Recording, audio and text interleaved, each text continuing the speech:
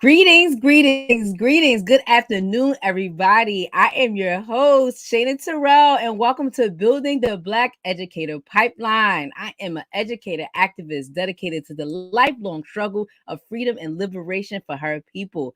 I want to shout out all my co-conspirators watching out there. We appreciate your support. We appreciate you watching week after week. And shout out to my new folks out there joining us this week. I am pretty sure we have some folks out there from the West Coast joining us today for this viewing.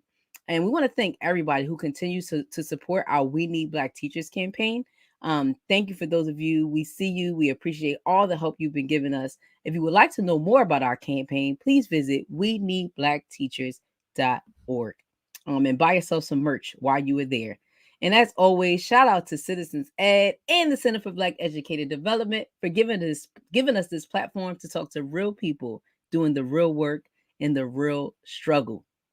So this week, y'all, we'll be talking about building the Black educator pipeline through revolutionary activism.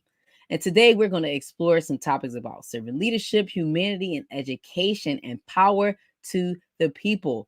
My guest today, a woman, a leader, a Black Panther, will be talking to me and our CEO, Sharif El-Mekki, about revolution, education, and youth activism.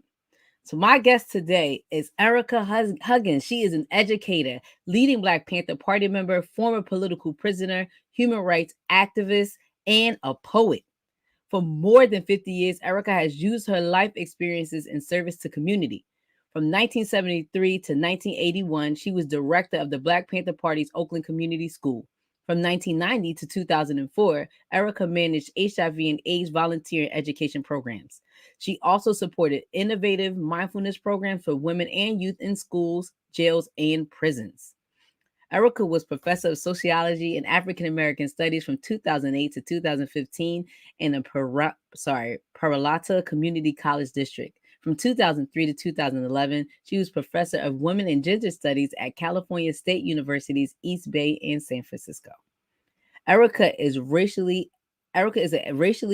equity learning lab facilitator for World Trust Educational Services. She curates conversations focused on the individual and collective work of becoming equitable in all areas of our daily lives. Additionally, she facilitates workshops on the benefit of spiritual practices and sustaining social change. So, without further ado, please welcome both of my guests to the show, Mama Ericka Huggins and Sharif El-Mekki. It's good to be Hi. here. It's great Thank to you. see you. Thank you. Thank you. Mama Welcome. Ericka in the house. This is fantastic. I mean, this is amazing. I know when we had our pre-show, I already told you, Mama, like this is as always like a fangirl moment for me, and the opportunity to be talking to people who are like in the fight, in the struggle, and like really laid the pathway for us to continue on It's and fight still for in it. revolution. Yes, definitely still in it. We love you and we appreciate you. Thank you very much. I love you too, and you too, Sharif. Yeah, And thank to all the listeners, thank you so much for being here. Yes. So, Mama, I want to jump right into it. Could you please share with us your journey to becoming a Black Panther and how that impacted your life? Well, I believe that each of us has a purpose on the planet.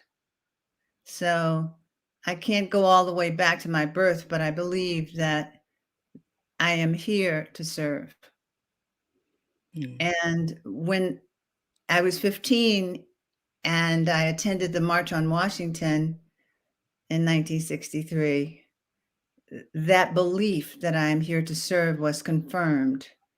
And because I wanted to see change for Black and other people of color and anybody living in conditions of poverty, I made a vow to serve people for the rest of my life. And it shows up in different ways. There isn't one way to be an activist. Perhaps we can go back to this, Shana. Mm-hmm. We can't let other people define activism for us because Mm-hmm. then we won't be. We Mm-hmm. don't think we can. Anyway, back to my journey. So when I was 18, just about 18 actually, I read an article in a magazine that no longer exists. The magazine was called Ramparts. It's hard to find, but in this issue, there was a feature article written by Eldridge Cleaver on the Black Panther Party for Self-Defense. I was at Lincoln University, one of the historical Black universities in the United States, and one of the three that opened during American chattel slavery. And I didn't know that then, but it was in 1967 when everything was moving. Everybody that could move had a movement and they were in it. There were all kinds of people fostering organizations and coalitions for change. And so when I read this article, sitting in the student union building, I thought to myself, I can't wait for my friend John Huggins to come to the student union building. He was supposed to meet me. And I was wordless after reading this article, because what stood out to me in the article was that this was an organization to serve all poor and oppressed people. It wasn't just Black focused or poor focused, or it didn't have that flavor of a wise people talking to less wise people. It was all about our collective responsibility. And the word self-defense stood out to me as well. And it shifted my understanding of what defense is, because it isn't just something physical. As a woman, I know this. As a woman, you know that, Shana. Yes. We defend ourselves with our words and our minds and our hearts and our action. Our action. So the Black Panther Party started in earnest in response to police brutality, and we humans are still working with that conundrum. Yep. In 2021. But in 1967, I knew that there was a way I could serve, and that this would be the next chapter in my journey. So without any words, when John did show up in the student union building, I handed him the Ramparts magazine, which, by the way, had been read by so many brothers and sisters on that campus that the front cover was worn off and the pages were, you know how it gets, dog-eared, as they say. Yes, y'all done passed it around. Everybody had passed around. I was so grateful it came to me and that I could pass it on to John. We agreed that day that we would get in his little hoopty car and drive across the country. We were leaving school.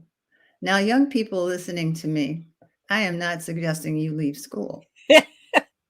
This was a different time.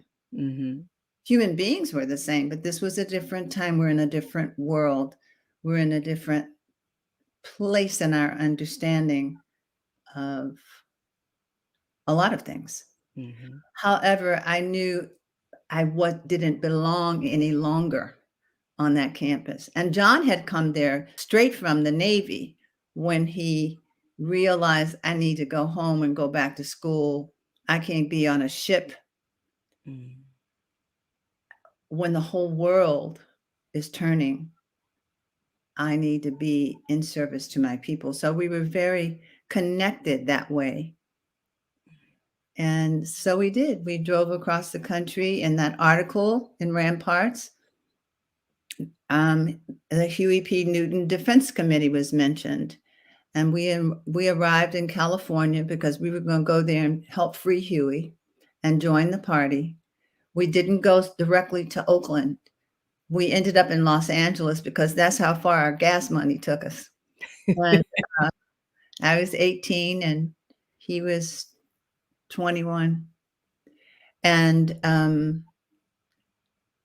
we arrived just in time to go to the unbelievably powerful Free Huey rally in Los Angeles. And the day before or the day after, I can't remember which happened first, there was one in Oakland at the Coliseum. They were identical rallies. what stood out to me about this rally and gelled for me that I'd made the right decision to drive across the country and join an organization that I knew was not going to be I knew it was the Black Panther Party, but partying was over. I knew it.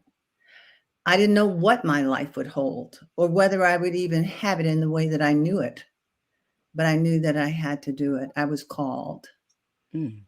And so one of the things that struck me on that day at that rally is that Huey's mother stood at the microphone. She was introduced as Huey P. Newton's mother. There was like the whole place was clapping and cheering, and there were tears. And she said a few words, and then all she said, I only have one other thing to do. I only have one other thing to say. And that is free my baby. Mm. And I wasn't a mother yet, but I understood that my mother would have said the same thing. Mm-hmm. Her mother had probably said the same thing. Mm-hmm. And on back, and that it was time for us to interrupt so that mothers don't have to make that plea. So we're all interrupters, right? Yep. All of us, the three of us and everyone listening. But I knew that my life would open in ways that were going to be beneficial and unpleasant. Mm. And you were ready to take that on. Yes, I was called. That's what I told my mother when I called my mother, who was still, I grew up in DC, and I called my mother to tell her I was leaving. Mama, that was my next question. Like, so you just up and left with this man? What your mother said? That was She my was next question. my go-to. You know, my father, I didn't talk to him that often about what was deep in my heart, but from early childhood, I could talk to my mother. Good. I asked my mother so many questions. It was unbelievable about why is it like this? Mm. How's the moon shine every night? How's it know to do that? How's the sun stay in the sky? Mama, that was me. I was like that. Yes. Why are white people so mean? Mm. What did Black people do? Mm-hmm. What do you mean slavery? Do you mean chores like you have us do on Saturday? And she said no. And she explained slavery to me to the best of her ability. She was not a scholar of anything. And I'm so glad she wasn't. Mm. She spoke in very clear language, but she wasn't trying to convince me of anything. She was just telling me facts. Mm-hmm. This has stayed with me as an educator. Mm. And she grew up in rural North Carolina, where the Klan posted advertisements on billboards, where she wasn't supposed to look a white person in the eye. Mm. She was one of 11 children on a farm. So I had to call her. There was no choice. John was with his family when we left the East Coast. I mean, we went from Philly to New York to John's sister, his youngest sister's wedding. And I called my mother and I said, I'm leaving. I'm going to join the Black Panther Party. And she had heard about it in the news, but she didn't know much about it. But she didn't ask me about it because she knew that if she opened her mouth, it wasn't going to be something I wanted to hear. Yeah. Because I was leaving school and I know she'd put her pennies together to send me the first in a long line of never been to college. Mm. And I apologized to her. And she said, well, Sugar, you always were the one. You're really quiet, but you always did what you wanted. The mighty storm, the quiet storm. Well, I said, I'm not doing what I want. I said, Mama, do you know how at Capitol View Baptist Church was a church she requested that we go to every Sunday? Mm-hmm. She said, Yeah, well, I remember Capitol View, what he's trying to say. I said, do you remember those people who said they were called to the church? Mm. And she got quiet. She said, yes, I do. I said, well, that's how I feel. But it's not church. It's people. People need to be loved, and they need to be respected, and they need to be treated well. And I want to be a part of that. Mama, that's a beautiful story. I mean, and it's a beautiful calling and mission to be called to do. Um, and I think we hear so many of, the stories of how people got involved in movements, but each one of you tell a story. Basically, you were called to do this. I think we all are if we really admit the truth to ourselves. That Mm-hmm. there's something deep inside. And we live in a society that is very skewed because of its very male and very European beginnings. Mm-hmm. And so something teaches men and boys, for instance, that it's not okay to feel. That's not humane. That's unfair. I have 2 sons and 2 grandsons. That's so unfair to little human beings. Mm-hmm. And we also tell girls and who grow into women who believe that you can't do as much as men. You won't do it as well. You're not as intelligent. You're not as strong. It's not as insidious as it used to be, but it's still there because Yes. structures have not changed. Systems have not changed. It's no one person's fault at all. Yes. However, I just knew that I would be joining people who felt that way. I already knew John felt that way, and half of the Lincoln University campus felt that way. And young people all over the world were moving. As I said, they were Latinx, they were indigenous, they were anti-war radicals, they were white women, they were women of color, there was the gay liberation movement. I told you everything that could move was moving. And they were Asian American and Pacific Islander. And I knew that there were people who were serious,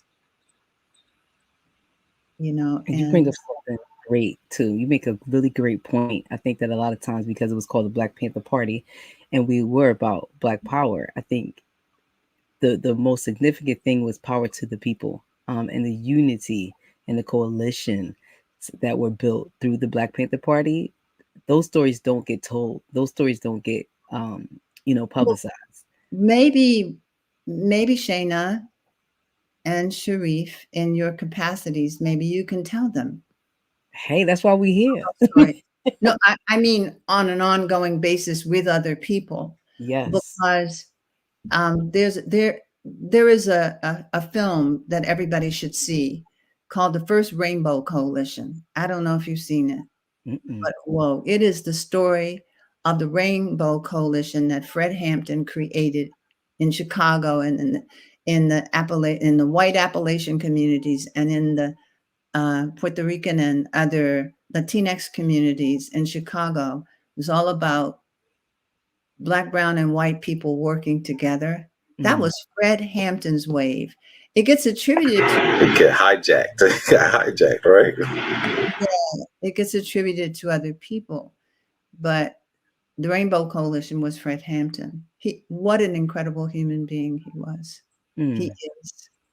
And it's true how he was. So anyway, they so that was one of the first waves of coalition. But women also did that in recognizing that the women's movement as it was in the 60s didn't welcome women of color. So, for instance, the Third World Women's Alliance was created. People don't know about the Third World Women's Alliance. They were amazing. They were started by Black women. And then by the time I did work with them to fight infant mortality, they were primarily Asian American women. it didn't matter who we worked with, as long as they had understanding that if what we need to do is for people of color, then people of color need to be in the lead. That's right. If what we're wanting to do for women, then women need to be in the lead. If it's for to fight apartheid in South Africa, then everybody can do it. But Yeah. the South Africans are Need to be in the the lead. experts at That's what is right. going on. That's right. So, and that took some doing. So there were rocky starts, but we talked to each other. Well, at least I know the women did. Sometimes there were struggles, but I think coalition building is very important today. And it's not as difficult as we might think. We didn't have any cell phones. We didn't have any internet. So that makes us wonder, right, Mama? We had these conversations, and Sharif, I would love for you to chime in on this, right? Because your coalition built now, you're in the world of technology and age of technology and phones and things like that. But Mama, back in the how you talking about you just left Lincoln, you just left, you just drove. And my mom like, well, who did she call? Did they write people letters to say they was coming? You had to have quarters back then, right? You had to go to that phone booth. You know what I mean? Close the booth, come out like Superwoman. You know what I mean? Like, hey, this is what we doing. That's You know? right. And back then, that's what everybody trying to get in that line to get on that phone that's hanging on the wall or in the booth. And Mm-hmm. to your point, Sharif, so my favorite, the most fun thing I can think of doing is to talk to elementary school children whose teachers are so great at telling the truth in their classrooms, that are writing curriculums for their elementary school children about Black liberation movements, about coalition building, about the Black Panther Party. So my favorite thing is to talk to fourth and fifth graders, because this is before they're told, absolutely forced to think in a certain way. Mm. By the way, the Oakland Community Schools principle was, we hope to teach children how, not what to think. We didn't even know that term, critical thinking. Right. I'm glad we didn't, because we probably would have laughed. Can you imagine? We would say things like, can you imagine using that kind of language with a second grader? That's not going to go over. So anyway, this one little girl, I'm telling her about payphones, Sharif, and she said, excuse me, Ericka. And I go, yeah. What's a payphone? Exactly. Yeah, they have no idea, no clue. So, like, as I'm thinking about how movements and coalitions were built and how that was built during times where we not nearly as much technology, or even thinking about social media right now. And we didn't have nothing. We had word of mouth. We got the first mayor of Oakland, California elected with feet and words. We stomped, we knocked on doors, we talked to people, we went out on street corners, we went to community gatherings, recreation centers, we went anywhere that people wanted us to be. And the first Black mayor was elected because we got the vote out. We didn't mind sitting out somewhere in the rain or the cold or whatever it took. And it was the same way in all the chapters around the country.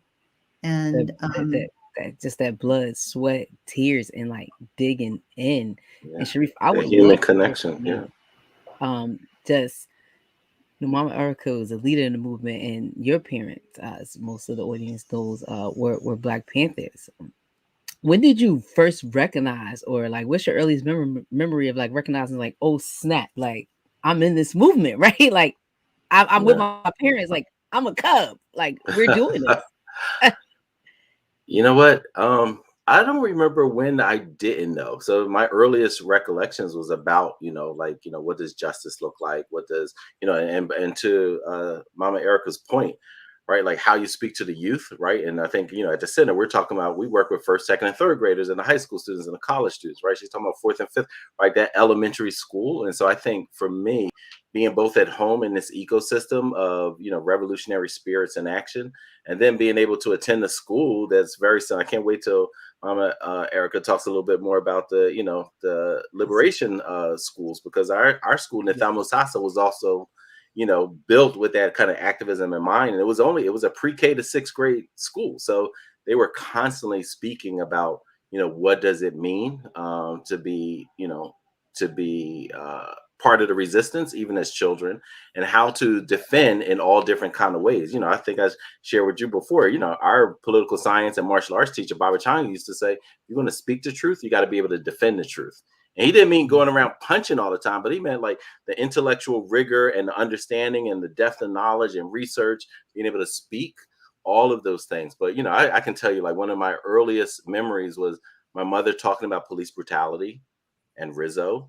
My father being one of the black men accosted and during the raid in, 1970, 71, when Frank Rizzo raided and his henchmen raided police, the Panther Party, had them outside handcuffed in their boxers and afros, right? And so those are early memories that I recall. And I remember the conversation about this stuff even before my mother showed me the picture. I remember being 7 years old and watching Delbert Africa being, kicked in the face and dragged down the street by his locks, and at the kitchen table, on the 6 o'clock news, and so all of those things were part of it. And then being able to go to a elementary school that had political science as a class for elementary school kids, and martial arts, Vita Sahana, as our health and PE course. Not like, oh, you're not taking gym, you're taking African martial arts as your physical education course, and with the political science and history, which we didn't call Black history, we called it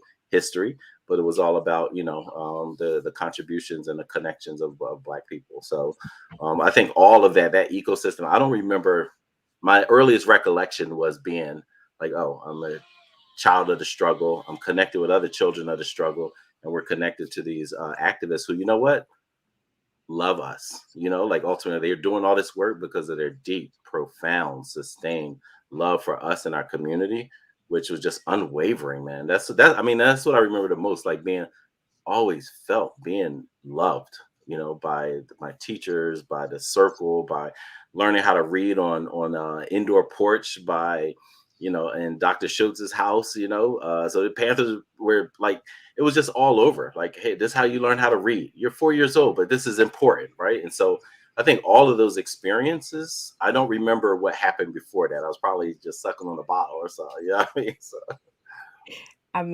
In every single revolutionary activist and folks that I talk to in the movement and the struggle, they all talk about this undying love that they felt.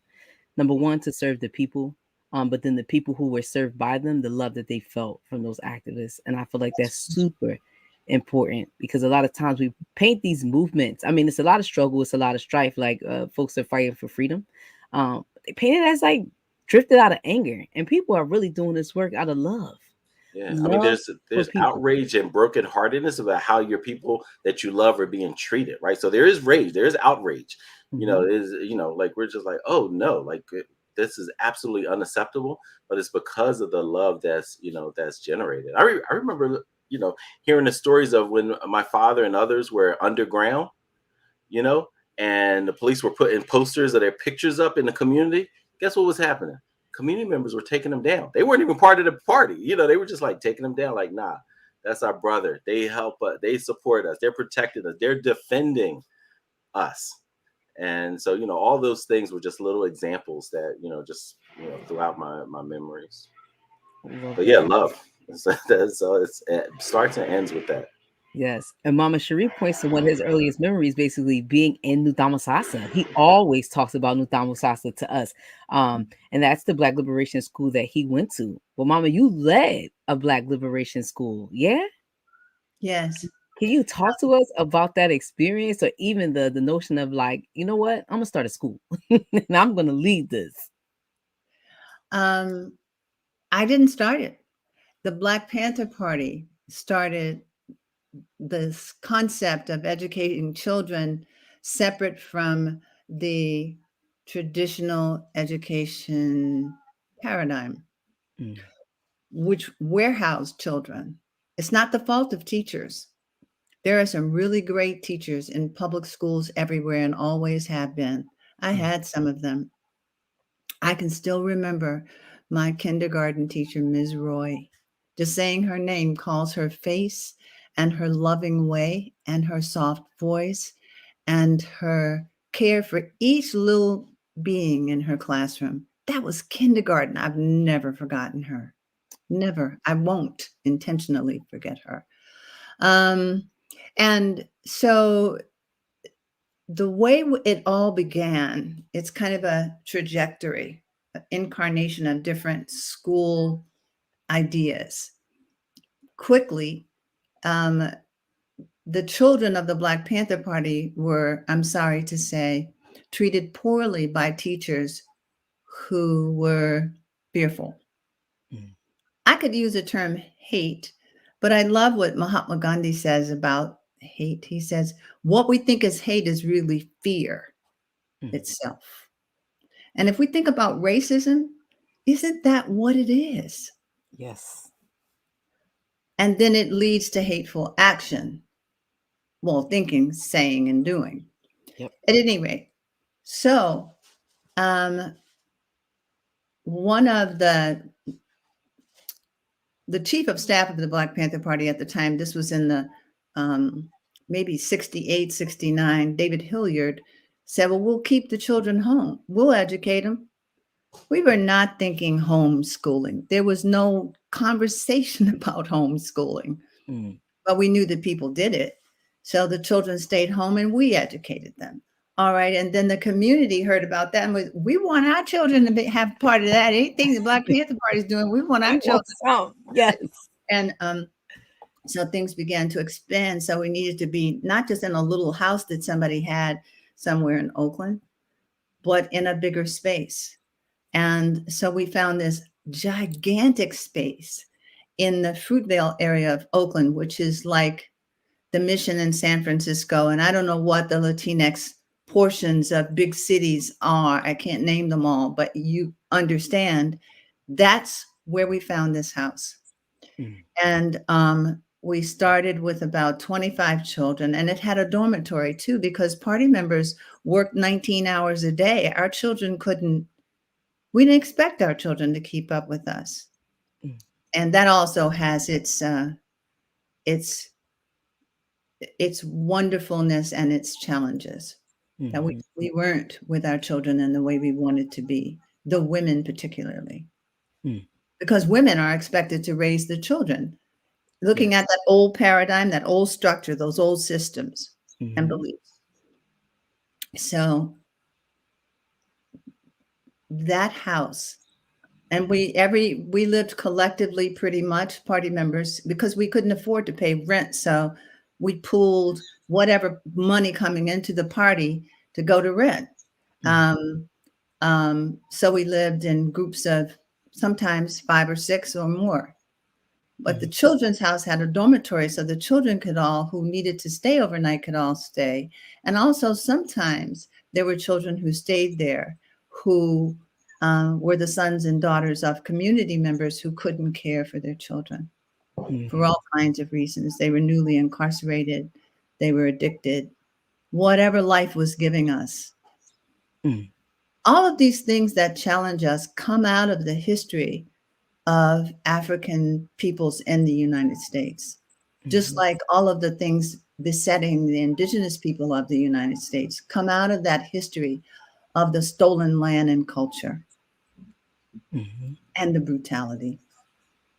So we want to forget that. It is history. Yep.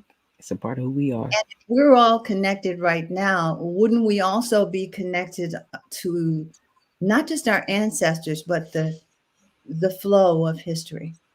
Yes. Which is connecting us to our future. We have some choices for our future that I say quite happily. If human beings put all of this into place, then human beings can change it. So in that big house in the Fruitvale area, we had classes and a dormitory. And then one of the grandmothers of a party member, of a party member's child, said to Huey, "We need to have a dedicated school site. We can't keep moving the children everywhere. Let's have a dedicated school building." The big house that I described to you in the Fruitvale area of Oakland, and I'm intentionally telling you where in Oakland so you understand that it was in the heart of community.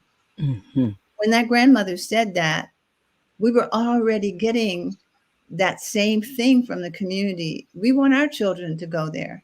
How can our children be part of this school? We don't want them to go where they're not wanted and where they're not getting quality education. Again, this isn't the fault of teachers.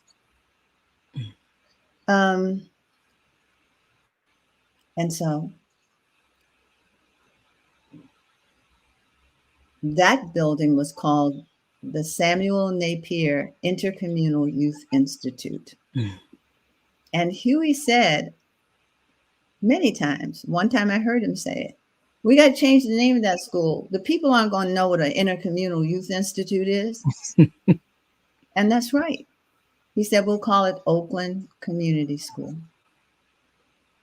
Because that's what it is.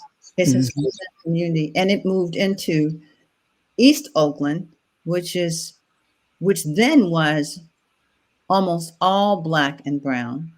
Mm. And we opened the doors in 1973-74 school year with 50 children.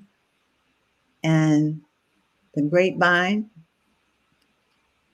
within a month, we had 90 children. And then we met our capacity of 150 children. It was an old church building that we, with the help of people who could get loans, because Black people couldn't get loans from the bank, and definitely the Black Panther Party going in for a loan, It wasn't going to happen.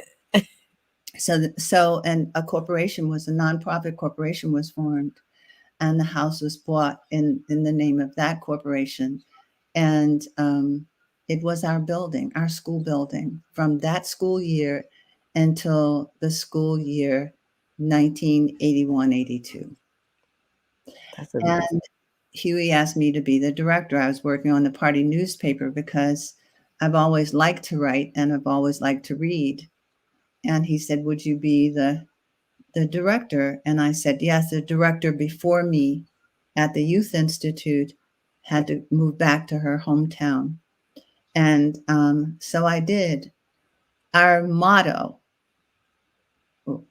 was, and sometimes I say is, because I feel the school still exists in those young people who are now in their 50s, people like me, and the teachers who are still alive, and the parents and the grandparents, and the community. They never forgot it.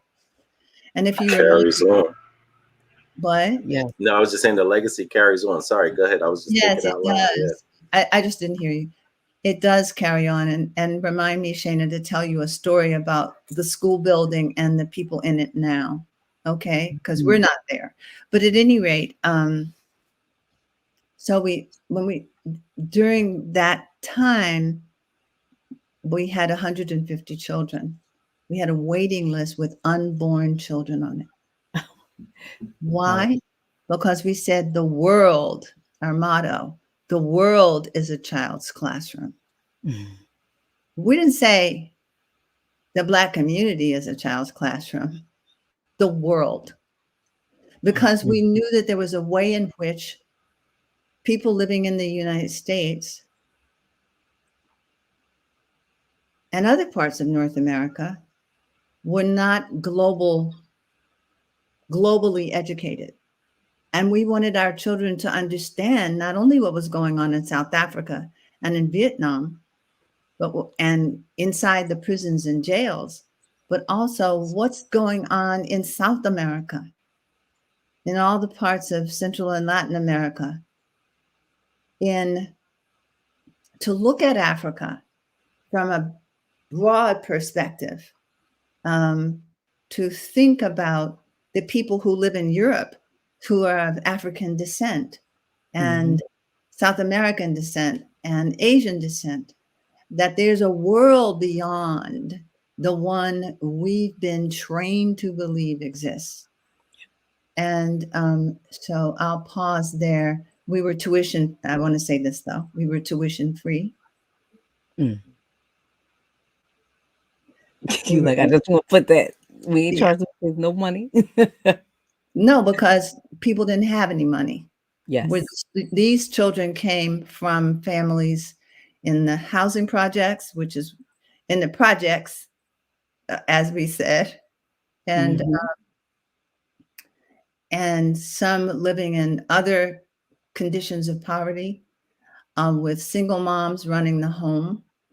And they came from all over Oakland, from deep East Oakland to West Oakland. And that may not mean anything to people who don't understand Oakland, but you got a deep East Oakland in your city if you're listening. And and San Francisco, Hayward, Berkeley, all the nearby cities drew the children. We had transportation to get them there in the morning if their parents couldn't afford bus fare and they couldn't walk. And we served 3 meals a day. And here's the one that I most love. We were parent friendly. We weren't scared of parents. Y'all were all the things that a school should be. And how did we know to do it? We were so young, and we didn't have degrees. I mean, I went to school to become an educator, but I didn't finish until years and years later. Because you don't need a degree to understand humanity. And I think that is what the Black Panther Party did well. Your comrades and the people who were in that movement, you do not need a degree to understand humanity. You do not need a degree to talk to people and to understand the needs of people and then to service the people. And I think that is what is so important and sticks out in all the information that you shared. And you are a true servant leader. And I don't think people understand what servant leadership really is. You are serving the needs of the people, of the community. And you don't need a degree to do that. No, they asked us to. And that's the other thing about our 64 community survival programs, of which the Oakland Community School was one of the longest lasting ones and one of the biggest and well known, like the Free Breakfast for Children program or the People's Free Medical Clinics. But people don't know about the busing to prisons programs, and they may or may not know about what the clinics did to provide education and testing for sickle cell anemia. And they may not also know that by 1969, women were 66% of the membership of the Black Panther Party.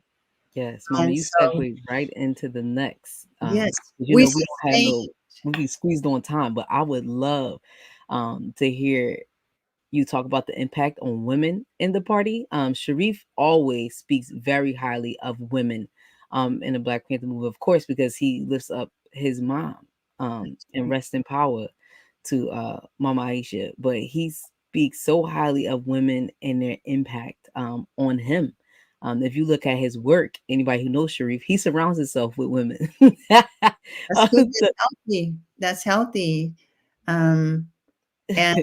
And I'm surrounded by young men, my 2 sons and my grandsons. And there is a way that we miss out if we don't seek the truth about one another. We think we know, but a lot of what we've been told to think is not in alignment with reality. And the women that came to the Black Panther Party, and I've been talking to so many of them because we're many people know the names of certain women of the Black Panther Party. But do they know Sharif's mother's name? Can you say her name, Sharif? Sure. Aisha El-Mekki, back then she was Sandra Dickerson. Um, during that part, and yeah, thanks for sharing. Like, I was fortunate, not only my parents met and married in a party, but also my father had two cousins, two maternal cousins, one of them being Russell Schultz, the other one being Saida Schultz, who also passed away. But just hearing the stories about whether it was Paula Peoples or Barbara Cox or Seal or Tony or Sister Love and Dolores Martin, like all of these women, Black women who were just pouring into communities. And then we had Mama Fasaha, one of the founders, of Nitham Musasa School, which very similarly started in somebody's house, right? Like, oh, we're going to give our children alternative educational experience, and then grew to another building. But I think these, and as you said, so many of the men were much like today. Mass incarceration was evidence back then, uh, police brutality and murder. And so there were so many men who were snatched out of homes and streets, whether permanently or indefinitely, or even temporarily. And the sisters were stepping up and doing multiple things, right? Immense sacrifice for the community, and for the children of the community, basically for our collective future. Yes, and thank you, Sharif. And maybe you and I can talk at another point about your mother with that project that I'm working on. Don't just So graze over that project, Mama. Tell the people what the project is. I will. I will. I just wanted you to know that, Sharif. I really do want to talk to you about your mother. Appreciate that. They were Barbara Cox said they were actually doing a mural in San Francisco for some of the Oakland. women in Oh, Oakland. Okay, in Oakland. My mother is you can go part to of it. that. Okay, Right. yeah, I'm looking forward to seeing it once It's it's done. done. Oh, it is? It's Oh, I have to come check it out. Yeah, yeah, yeah. it's in West Oakland, where one of the party's first national headquarters was. Okay. It's not far from there. And you'll love this. The mural is at a house, a huge house that has a street facing wall that's 70 feet tall. Mm. And the woman, Jill Christina Best, who had the idea for the mural, called me one day and she said, in 2020, and she said, you know what, Ericka, they're tearing down monuments, but what are we going to put up? Yeah. And I Don't said, just burn, build. well, good point. And I said, she said, so what do you think about me doing a mural that is an homage to the women of the Black Panther Party? I said, that is about time. It's about time. And we collected over 200, I think about 300 names. And Sharif, all the names that we could find, and if your mother isn't there, I will get her name added. But the muralist took a photo of Stephen Shames, and I'll get to the project, Shayna, in a minute, because Stephen had the idea for the project. He's a photojournalist who was this young white radical who became friends with Bobby Seale. And Bobby said, take photos of us. We need it. Bobby knew that somebody needed to document something because we were too busy to do it ourselves. And Stephen's photos are incredible, and he captures us in action. And so the the biggest part of the mural is women in action on that wall, but also hand painted. Yes, that's the book before, but this one is going to be different. It's going to be different. At any rate, the mural, all the women's names are hand painted on the wall. Women walk up to that wall, Shayna, having never been thanked, acknowledged, appreciated for anything they've ever done, and they burst into tears or they burst into laughter. That's me. So, to make a long story short, because I know you don't have forever on your podcast, Steve Shames called me one day to say, I think we should do the next photo journal book should be focused on women. And again, I said, it's about time. And we created the way it will look, and that it will have the actual voices of women like Barbara Cox and Hazel Mack and Asali Dixon. It will have the artwork, back page covers of the party newspaper done by Madeline Gale Asali Dixon, who people don't know. They don't know that she was an artist, and she was mentored by my dear friend Emory Douglas.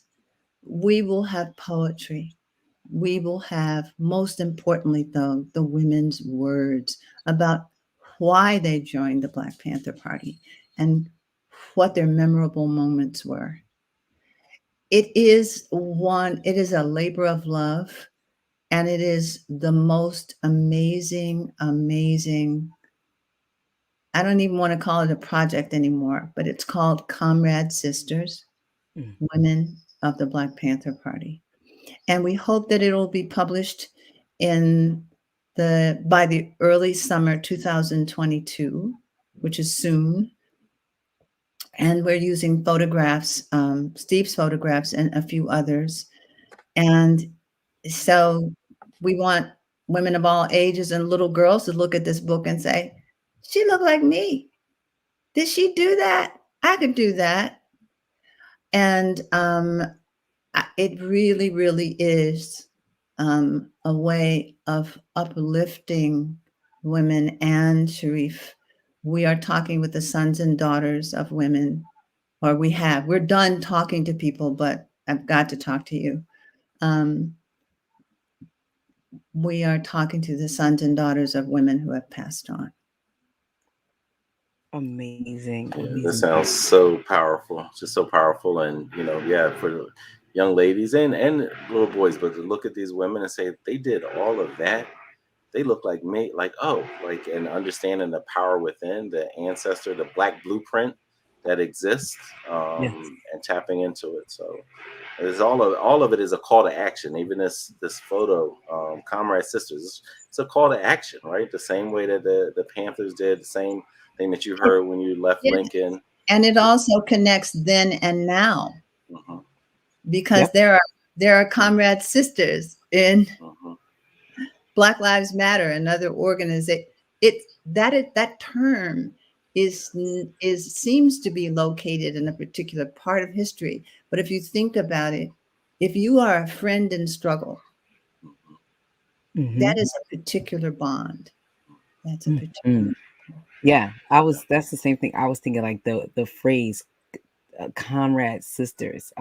That's a deep phrase. It is a deep phrase. It's a very deep phrase. Like, it just, again, it speaks to the love, but it speaks to the fight, the solidarity, the unity, the humanity. I love that phrase that you guys are using for that.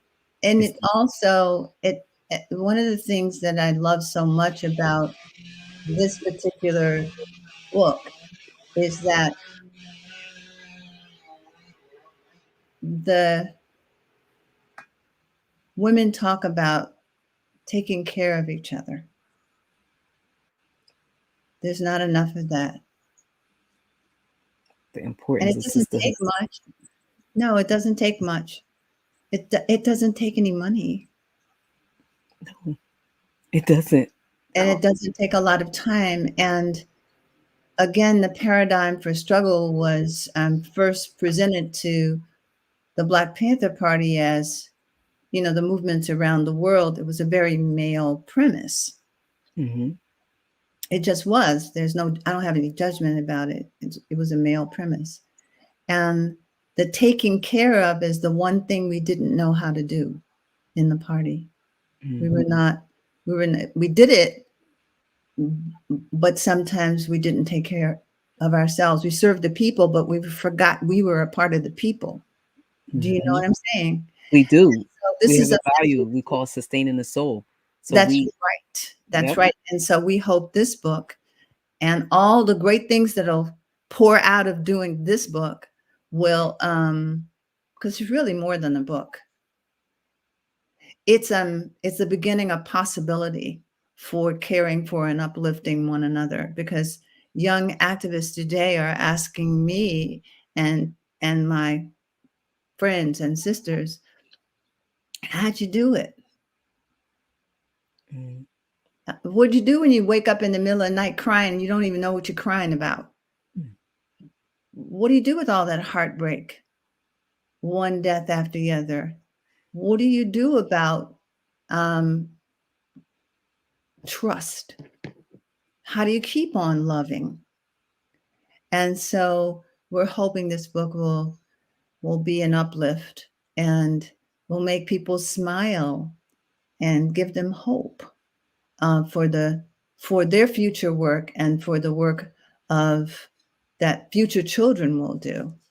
Oh, I So, think it will. so thank you for asking me about that. I think it definitely will. It's beautiful.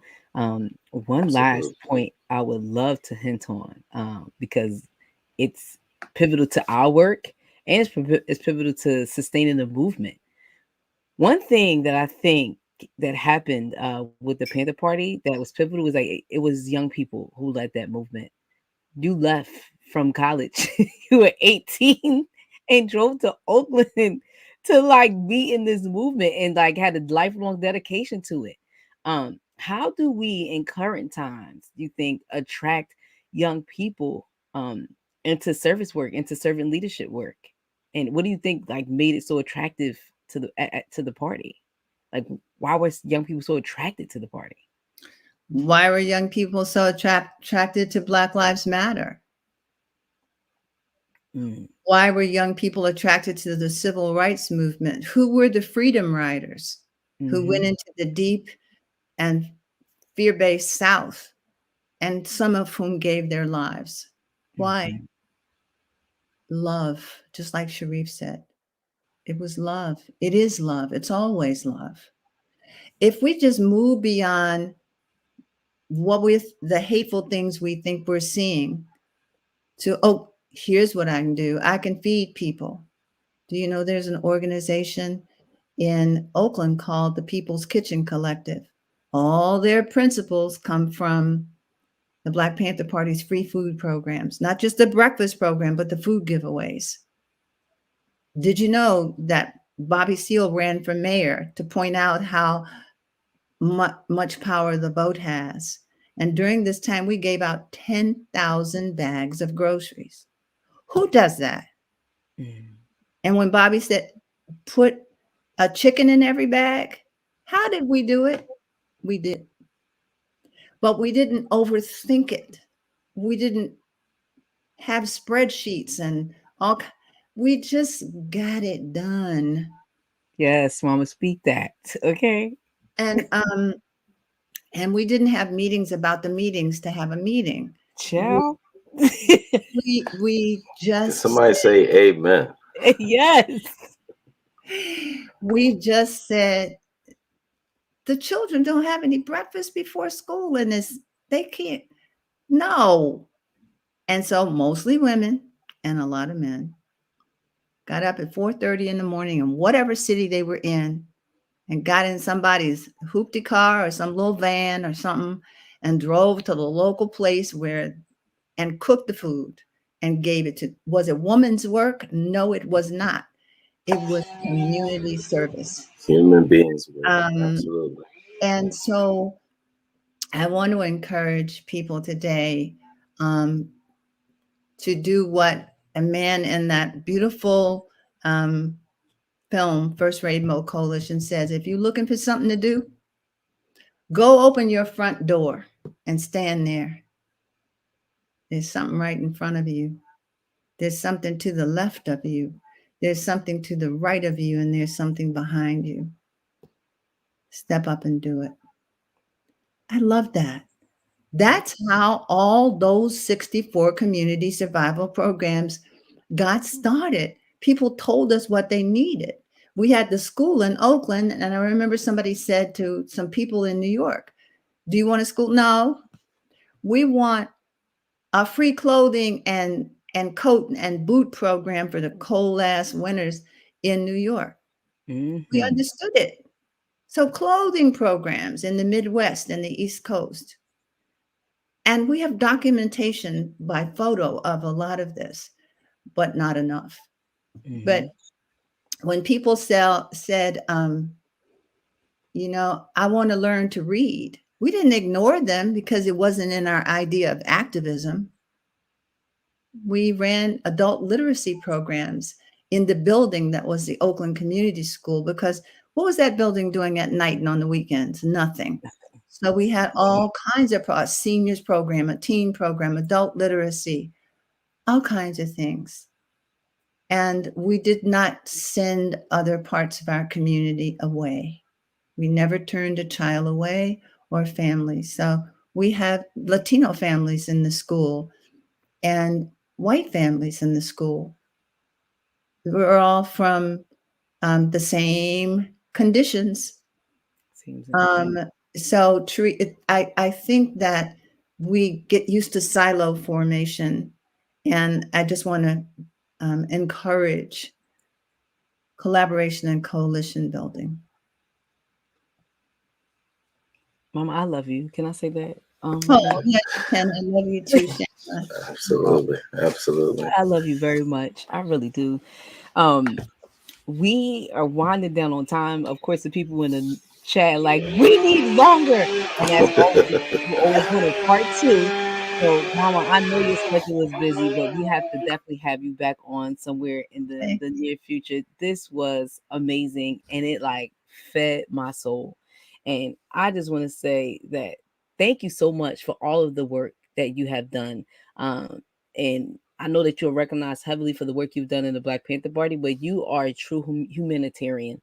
And you've done, I'm pretty sure, so much work on so many levels with so many people in so many communities. And I just want to say thank you. Thank you. Thank you. Oh, I wanted to tell you that story. Do you have 2 minutes? No. Class, can we have 2 minutes? I don't want to cut Sister Ericka off. I think we at 104. I think if you got 2 minutes, I think we'll go for 2 more minutes before the broadcast. Oakland Community School. Absolutely. Oakland Community School, the building we bought. We closed the school in 1982, but the building still stood, of course. Mm-hmm. And an organization called the Men of Valor. It's a reentry program for incarcerated men, opened their doors about a decade later. It's run by clergy, the actual day-to-day running. And so I went to visit to take somebody interested in Oakland Community School in to see the building, this very special building. And the pastor who was running, kind of the director, said to me, I want to tell you one thing. Do you know every now and again a man will come through Men of Valor? And they'll say, this used to be my school. That was the best part of my life. The best part. Everybody loved me so. Said my life didn't turn out so good, but I'll never forget it. And these are men that don't know each other, that over time end up in this reentry program in that building. So I'm saying legacy. We don't need to know how we're impacting people. We can operate from the belief that we are. So glad you shared that. Yeah. Yeah, Mama, that was, again, this has been a very grounding conversation. That's how I describe it in Thelma's house all the time, right? Like I just like it was the best time, and not just me, my classmates. Like we say like that is such a source, and if we can continue to bring in activists who look at children and their learning and teaching as a form of activism, and then what that can continue to do, as we continue to develop young Black youth to become dope, amazing Black educators, so that they can understand this is the impact. This is the impact, and and also just have to give a shout out to Mama Bell Hooks who joined the Ancestors, and just the way that she talked about teaching and education, and that it was a way to transgress against anti-Blackness, against anti-humanity, against anti whatever. And one of the things she says like it's a movement beyond boundaries. And exactly. For love. For love. So everybody out there, read anything Bell Hooks wrote And teaching to transgress is a powerful start. Absolutely. So thank you. Thank you, Sharif. Thank you, Shayna. Thank Yes, you. Thank Mama, I can you. give you definitely just the closing remarks if you want to give any to the folks watching out there. You know, one time a group of teenagers asked me, what did I want to close with? What do I want young people to know? And it is something I want all people to know. And I've kept it. I mean, I said it once, and the young people were, it really let it land for them. So I say it whenever someone asks me that question, Shayna. Love is a great expression of power. Use it to transform your world. Mama, thank you. Good stuff. Yes. So I want to thank everybody out there for joining us this week for this amazing show. I know my soul was fed. I hope you guys were too. But as always, thank you for joining us every Thursday for Building the Black Educator Pipeline podcast. We love you. We thank you. And we won't be back next week. We'll be on break, but we will be back the 30th with our resident Baba, Dr. Carr, in the mix. But thank you to Mama Huggins. Thank you to Sharif. Thank you. We will see everybody here again, same place, same time in 2 weeks. Peace, everybody. All power.